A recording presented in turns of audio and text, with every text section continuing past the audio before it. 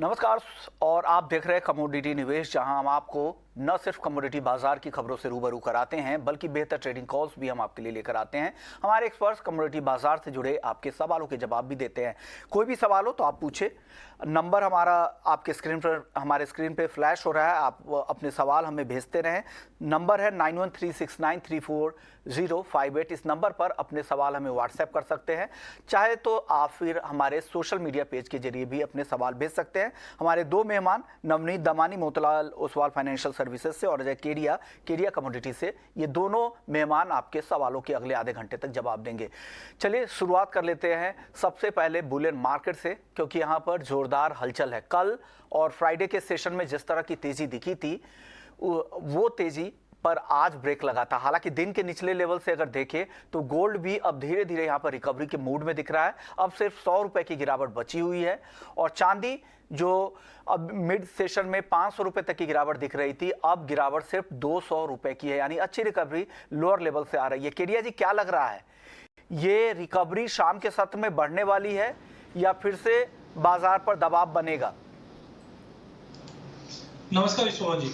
देखिए, जिस दिन से ग्लोबल इवेंट जो ट्रिगर हुआ है, ये कहीं ना कहीं सोने और चांदी को आगे भी पुश करता हुआ दिखाई देगा। सबसे पहले अगर हम डॉलर इंडेक्स की अगर बात करते हैं तो 2-3 दिनों के अंदर ही हमने देखा डॉलर इंडेक्स में जबरदस्त गिरावट है। इस वक्त भी अगर आप देखें तो 104 के नीचे ट्रेड कर रहा है। और जो बैंक का कंसर्न जो अराइज हुआ है, ये कहीं ना कहीं आने वाले दिनों में और बढ़ता हुआ दिखाई देगा। नो डाउट गवर्नमेंट स्टेप भी ले रही, तो मुझे लगता है कि आज जो मार्केट सुस्त है मॉर्निंग से, ये अपने आप को एडजस्ट कर रहा है कल की बड़ी तेजी के बाद। तो मुझे लगता है कि डोमेस्टिक मार्केट के अंदर प्राइसेस आज तो सीमित दायरे में ट्रेड कर रहा है, बट ओवरऑल इंटरनेशनल में मुझे लगता है कि प्राइसेस 1920 से लेकर 1936 तक का लेवल दिखा सकता है। वहीं अगर हम डोमेस्टिक मार्केट की बात करें तो 57,250 तक का एक पुल बैक पॉसिबल जरूर है, जो वहां पे बाइंग की सकती है। इमीडिएट टारगेट 57,600 से 57,850 तक का रहेगा। तो शाम के समय थोड़ा पुल बैक पॉसिबल है टेक्निकली, बट लेके चलिए 57,600 से 57,850 के टारगेट के लिए गोल्ड में। नवनीत जी, चांदी को लेकर क्या लग रहा है? चांदी लग रहा था कहीं मुनाफा वसूली यहाँ पे बढ़ ना जाए, क्योंकि जिस तरह की तेजी आई थी 2 दिनों में, लेकिन अब धीरे धीरे यहाँ पर भी रिकवरी दिख रही है। आपको लग रहा है चांदी की रिकवरी टिकेगी और हरे निशान में चांदी आ जाएगी शाम के सत्र में? नमस्कार विश्वनाथ जी। मुझे लगता है कि लास्ट अगर हम 2 दिन में देखें तो करीब करीब 4,500-5,000 रुपए की बढ़त हमने चांदी के प्राइसेस में देखी है। और मुझे लगता है कि ग्लोबल इवेंट जैसे केडिया जी ने भी बताया कि काफी हद तक प्ले ऑफ हो चुके हैं और प्रेशियस मेटल कॉम्प्लेक्स को इम्पैक्ट कर चुके हैं। मेरा मानना ये है कि अभी जब तक कोई नया ट्रिगर नहीं आता है मार्केट में, यहाँ से तेजी होना थोड़ा सा डिफिकल्ट रहेगा और थोड़ा कूल ऑफ या कंसोलिडेशन आपको गोल्ड और सिल्वर दोनों ही प्राइसेस में देखने मिल सकता है। तो मेरे हिसाब से तो यहाँ से करीब 800 से 1,000 रुपए का करेक्शन पहले आएगा, उसके बाद एक नई शुरुआत होगी। तो इसके लिए मैं वेट एंड वॉच करूंगा और एक करेक्शन का वेट करूंगा। ओके, चलिए अब सीधे सवाल जवाब ले लेते, क्योंकि कई सारे दर्शकों के सवाल रह जाते हैं और आज सवालों की लिस्ट भी काफ़ी लंबी है। हमारे साथ चांदी के ऊपर काफ़ी सवाल है। शिवशंकर बंसल है दिल्ली से। चांदी इन्होंने शॉर्ट किया है 62,222 रुपए पर। क्या करना चाहिए? फंसे हुए दिख रहे हैं यहाँ पर। ऊपर काफी नीचे के लेवल पे इन्होंने शॉर्ट कर रखा है। अचानक से तेजी भी आ गई, फ्राइडे के दिन ही इन्होंने शॉर्ट किया था। केडिया जी, क्या सलाह है इनके लिए? देखिए, चांदी अभी भी अगर हम देखें तो रेशियो 90 के आसपास पहुंच चुका था। आज थोड़ा रिवाइज होकर 87-80 के आसपास है, जिसका मतलब है चांदी गोल्ड के मुकाबले अभी भी ज्यादा बढ़ी नहीं है। तो बेटर है इनको शॉर्ट से एग्जिट कर लेना चाहिए। नो डाउट आज जो हम लोग पुल बैक देख रहे हैं वो एक मौका बन सकता है, जो मे बी 66,000 के आसपास अगर मिलता है या 65,500 के करीब मिलता है तो शॉर्ट से निकल जाइए। एक स्टॉप लॉस मेंटेन रखिए 67,000 का, बिकॉज अगर एक बार प्राइस 67 के ऊपर निकलता है तो मुझे लगता है प्राइसेस और बढ़ता हुआ देगा। जैसे नवनीत ने भी कहा कि एक पुल बैक पॉसिबल है, तो मुझे लग रहा है वर्स्ट इन केस जो 65,200 से 65,500 के बीच में अगर मिलता है तो बेटर शॉर्ट से निकल जाए। चांदी अभी भी अंडर परफॉर्मिंग रही है एज कम्पेयर टू गोल्ड, तो कभी भी एक बड़ी रैली और आ सकती है। तो 65,500 पे एग्जिट करने की सलाह है। तो ये सलाह शिवशंकर जी आपके लिए केडिया जी की तरफ से है। शिवशंकर जी का एक और सवाल था, एल्युमिनियम में क्या करना चाहिए? नवनीत जी, क्या करना चाहिए एल्युमिनियम में? मुझे लगता है कि एल्यूमिनियम प्राइसेस में भी हमने लास्ट कुछ दिनों में कंसोलिडेशन का रुख देखा है और यहाँ पर जब सारे बेस मेटल में करेक्टिव माहौल आया तभी भी एल्यूमिनियम प्राइसेस में कुछ खास करेक्शन नहीं आ रहा है। यहाँ पर थोड़ा सा बॉटमिंग आउट फॉर्मेशन आपको एल्यूमिनियम में इंटरनेशनल प्राइसेस में देखने मिल रहा है। हालांकि डोमेस्टिक प्राइसेस में भी अगर रुपी साथ दिया तो आपको एक इजाफा देखने मिल सकता है।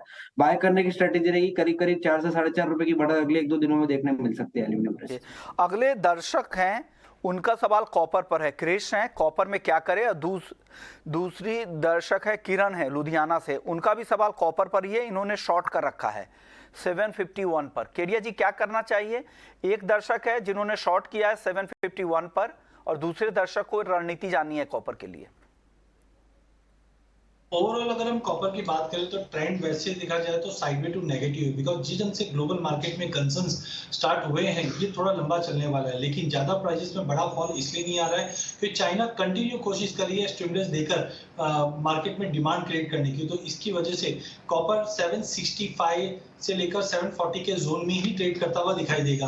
बट ओवरऑल मुझे लगता है 760 762 is good to sell, because जिस ढंग से जो इवेंट क्रिएट हुआ है ये कहीं ना कहीं दबाव लाता हुआ दिखाई देगा बेस मेटल में। तो 760 61 के करीब बेच के चलिए, 765 का स्टॉप लॉस रखिए। इमीडिएट टारगेट तो 752 है, पर मुझे लगता है 740 तक का भी लेवल हम कॉपर में आते हुए देख पाएंगे। रौनक अग्रवाल है केडिया जी, इनका सवाल है मूंग कीमतों में आगे तेजी या मंदी क्या दिख रही है आपको। पूरे ही एग्री पैक की अगर हम बात करें तो कहीं ना कहीं प्राइजेस के अंदर एक स्टेबिलिटी बनी हुई है। इस वक्त भी अगर हम मूव देखें तो 8150 के करीब ट्रेड कर रहा है। बट जिस ढंग से इन्फ्लेशन कंसर्न है कहीं ना कहीं गवर्नमेंट पे जो एक्शन लिया जा रहा है ये प्राइस को ज्यादा बढ़ने नहीं देगा। तो टाइमिंग क्रॉप और डिमांड सप्लाई की सिचुएशन को देखते हुए मुझे लगता है कि प्राइसेस इमीडिएट में तो 8050 से लेकर 8200 के बीच में ही रहेगा। बट डिमांड आगे के 2 महीने में अच्छी रहने की उम्मीद है, जिसकी वजह से प्राइसेस को सपोर्ट मिल सकता है। तो ऊपर में 8200 तक का लेवल मूव में आता हुआ दिखेगा। अगले दर्शक नीलेश हैं नवी मुंबई से, फिर से चांदी पर सवाल है। इन्होंने चांदी खरीदा है 63,900 रुपए पे, क्या सलाह होगी नवनीत जी।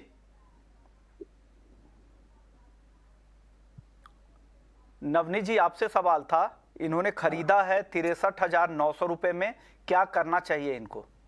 मुझे लगता है कि अच्छा मुनाफा हो रहा है चांदी में इनको, और मुझे लग रहा है कि और केडिया जी को भी यही लग रहा है कि आज के सत्र में थोड़ा सा मुनाफा वसूली हो सकता है। तो एक बार प्रॉफिट ले लीजिए, ज्यादा बेहतर विकल्प रहेगा। और अगर डिप मिलेगा तो फिर री एंट्री कर लेंगे, बट फिलहाल के लिए प्रॉफिट लेना एक आइडियल सोल्यूशन रहेगा। अगले दर्शक है सरदारा सिंह गंगानगर से, अप्रैल में सरसों का भाव क्या रह सकता है। केडिया जी क्या लग रहा है सरसों का भाव, क्या दाम तो काफी गिर गए हैं, एमएसपी के नीचे आ गया है।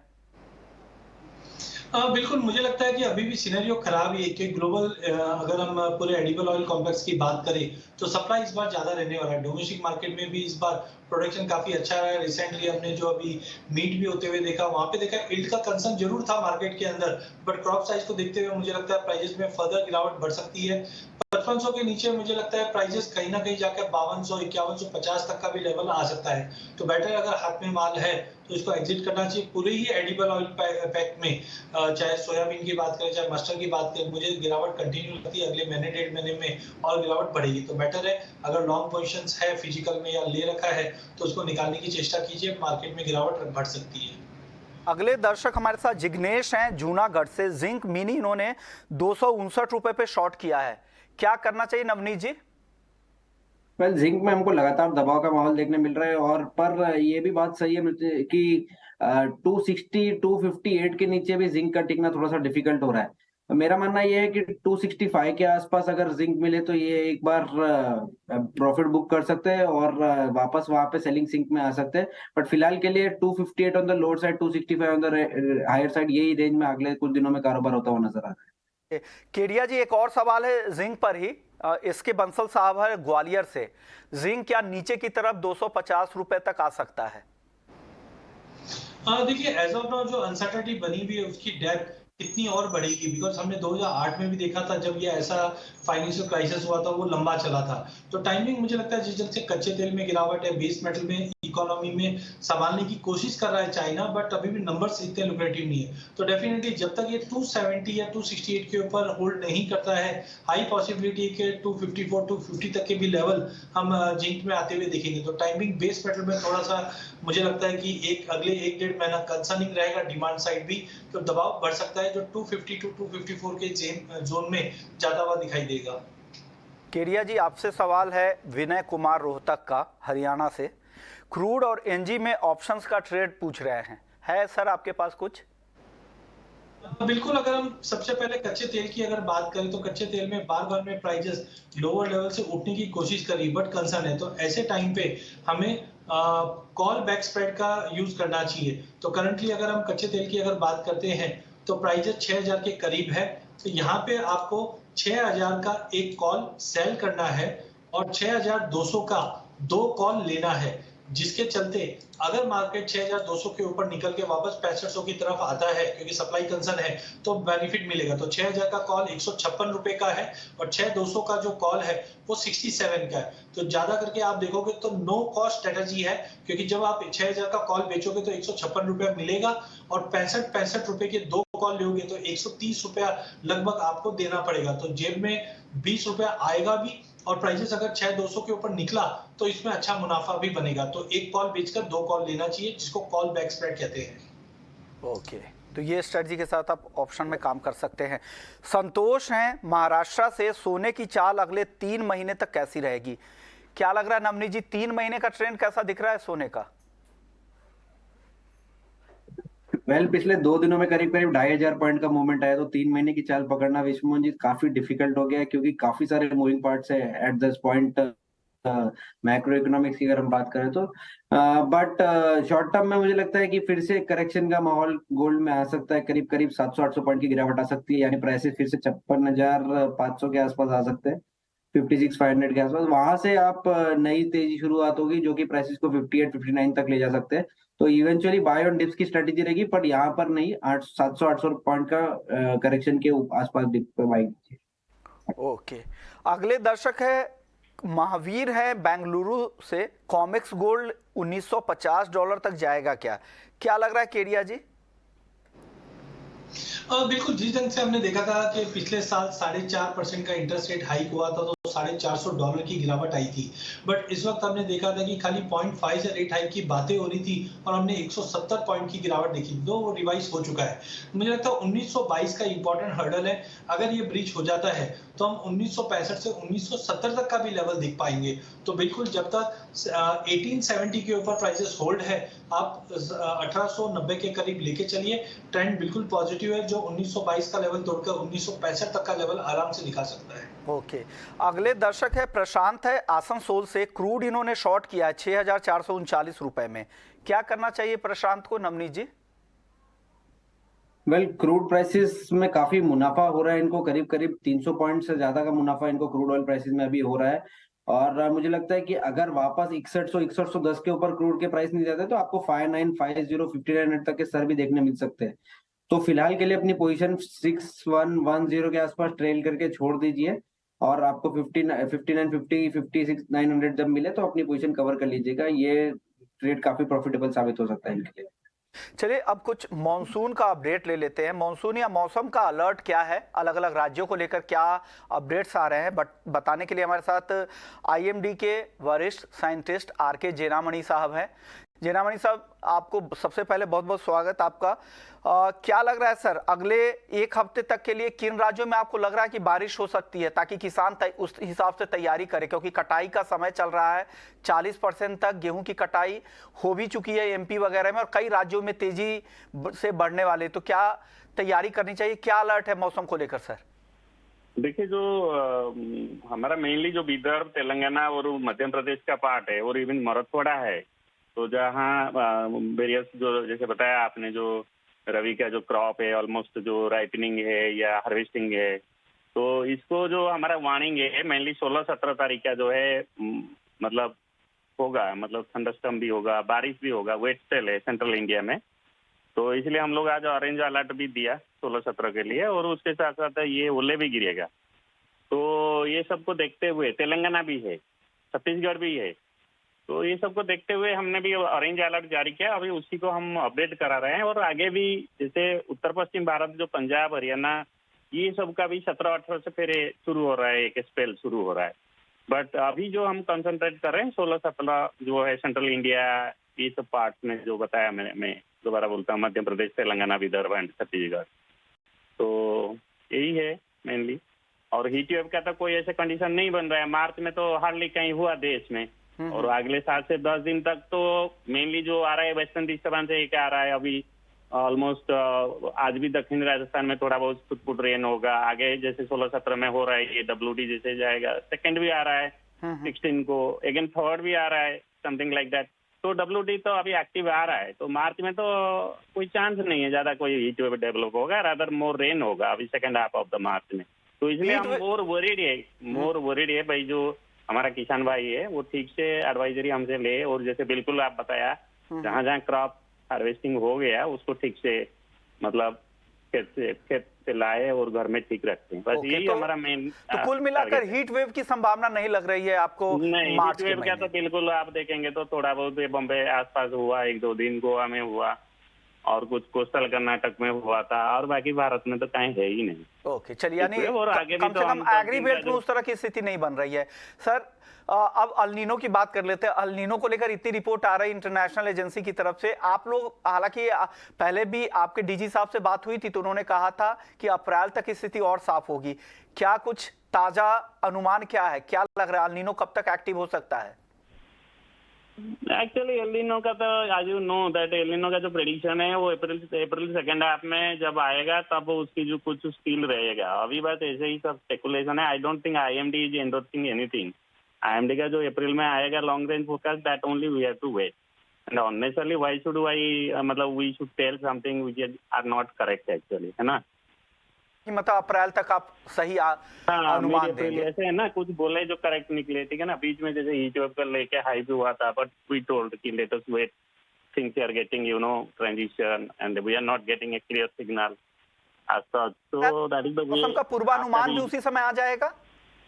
अप्रैल मिड में तो हमारा आता है ना, और long range forecast by mid April आता है, ठीक है ना सर, वो वहां तक। बट मेनली तो मैं आपका जो टीवी चैनल सब है, जैसे आपका इटी नाउ, ये इस वजह से इसमें भी मैं यही बोलूंगा कि जो हमारा किसान भाई है उनको अलर्ट वार्निंग आप देते रहिए, और कहीं अगर कोई ओले गिरता है, कुछ बोलता है, उसको भी कवरेज करिए, ठीक है। बिल्कुल बिल्कुल सर, हम तो लगातार कवरेज कर रहे हैं। अब आप लोगों से भी सपोर्ट की उम्मीद करते हैं कि जब भी जरूरत हो आप आके यहाँ पे एडवाइजरी जारी करें, बताएं लोगों को, किसानों को बताएं, ट्रेडर्स को बताएं, ताकि उनके पास भी लगातार अपडेट IMD की तरफ से मिलती रहे, क्योंकि आप खबरों को और ज्यादा पुख्ता करेंगे अगर आप आकर टीवी पे बोलेंगे तो। हम तो बस आप जैसे ही हमें ये शाम का न्यूज में हम देंगे, जैसे 16 तारीख हम उम्मीद करेंगे और एक आपके साथ डिस्कशन अपडेट मिल जाएगा। तो लाइक दैट जो सेकंड WD आएगा, जो 17-18 को, जो दिल्ली में भी कुछ बरसात का चांस है, 17 से या 18 से शुरू हो रहा है थंडरस्टॉर्म में। तो सबसे ज्यादा खराबी यही होता है कि इसमें लाइटनिंग होता है, लाइटनिंग जो वज्रपात होता है, और उसके साथ साथ कहीं ओले गिर जाता है। आपको मालूम होगा 2014 में महाराष्ट्र में जो है नासिक वगैरह कितना डैमेज हुआ था 2014 में, काफी वन्य प्राणी भी मर गए थे। तो ये जब ओले का साइज भी कभी कभी बड़ा हो जाता है। मार्च का जो सेकंड हाफ है बहुत फेवरेबल होता है ओले के लिए। कोई भी अगर वेट स्पेल होता है, थंडरस्टॉर्म होता है, तो मध्य महाराष्ट्र, विदर्भ, मेनली मराठवाड़ा का कुछ एरिया, और अभी तो मालूम है तेलंगाना और दक्षिण राजस्थान, मध्य प्रदेश, ये सब जगह में बहुत फेवरेबल कंडीशन बनता है। उत्तर भारत में तो बनता ही है, उत्तराखंड में भी बनता है। बट अभी हम सिस्टम एक के बाद एक मॉनिटरिंग करेंगे, एंड अकॉर्डिंग जैसे अभी orange rightly now we are giving 16 and 17 for Vidarbha, Telangana, and जैसे मैंने बताया also Marathwada and Chhattisgarh and Madhya Pradesh. So this we have given orange and we will update the color for other region as the system will progress. शुक्रिया sir, आपने वक्त निकाला और बताया कि क्या अपडेट है, मौसम को लेकर क्या अलर्ट है। जैसे जैसे स्थिति जब भी साफ होगी आपको ET नाउ स्वदेश पर इसकी जानकारी देगी, और IMD के अधिकारी आएंगे, साइंटिस्ट आएंगे और आपको बताएंगे उस हिसाब से किसान हो, ट्रेडर्स हो, उनको क्या तैयारी करनी है, कैसे उससे बचना है, तमाम जानकारी देते रहेंगे। चलिए, लेकिन गेहूं को लेकर भी काफ़ी संभावनाएं, अटकलें लगाई जा रही कि किस तरह का उत्पादन होगा। सरकार ने तो 1120 लाख टन का उत्पादन का अनुमान रखा है, लेकिन क्या फिजिबल लगता है? देवेंद्र वोरा साहब हमारे साथ है, गेहूं कारोबारी है, वाशी APMC में बैठते हैं। देवेंद्र जी, क्या लग रहा है, कितना उत्पादन का अनुमान आप कारोबारी लोग लेकर चल रहे हैं? अभी उत्पादन तो अभी तक तो काफी ठीक दिख रहा है, लेकिन ये गर्मी और जो मौसम है उसने सारा खेल लगभग मेरे हिसाब से बिगाड़ दिया है। अभी भी जो मध्य प्रदेश की क्वालिटी आ रही है उसमें क्वालिटी में थोड़ा प्रॉब्लम आ गया, गुजरात में भी जो क्वालिटी आ रही है उसमें भी थोड़ा प्रॉब्लम आ गया। तो अच्छे और जो चालू क्वालिटी का जो गेहूं है उसमें रेट डिफरेंस बहुत लंबा हो जाएगा, ऐसा हमारा अनुमान है। एक रिपोर्ट में पढ़ रहा था, उसमें उन्होंने कहा कि 40% कटाई हार्वेस्टिंग का काम हो गया है MP में, और यील्ड को लेकर उन्हें अभी तक कोई चिंता नहीं दिख रही है। नहीं, चिंता नहीं है, लेकिन जो क्वालिटी की जो चमक है, जो मध्य प्रदेश गेहूं जाना जाता है चमक और क्वालिटी की वजह से, तो चमक में ये बार थोड़ा फर्क पड़ गया है। थोड़ा व्हाइटनेस आ गया है, जो कोटी पोटिया दाना हम बोलते हैं, थोड़ा काला दाने का शिकायत है और शाइनिंग थोड़ा कम हो गया है। वो बहुत बड़ी तकलीफ वाला काम है। उसकी वजह से मध्य प्रदेश के किसानों को उचित भाव अभी मेरे हिसाब से नहीं मिल रहा है। केडिया जी, क्या लग रहा है आपको? क्या आप लोगों का केडिया कमोडिटी की तरफ से आप लोगों का क्या अनुमान है, कितना उत्पादन हो सकता है इस बार गेहूं का?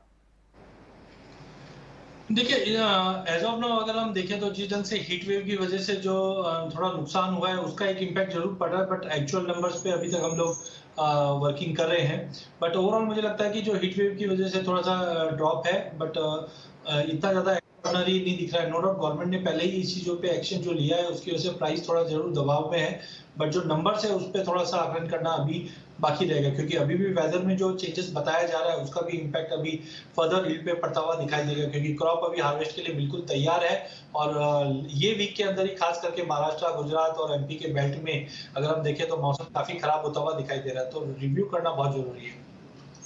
शुक्रिया देवेंद्र वोरा साहब, आपने वक्त निकाला और बताया, गेहूं को लेकर अपडेट दिया कि क्या कुछ स्थिति चल रही है। चलिए सवाल जवाब की ओर वापस से रुख करते हैं। कई दर्शकों के सवाल अभी भी बचे हुए हैं।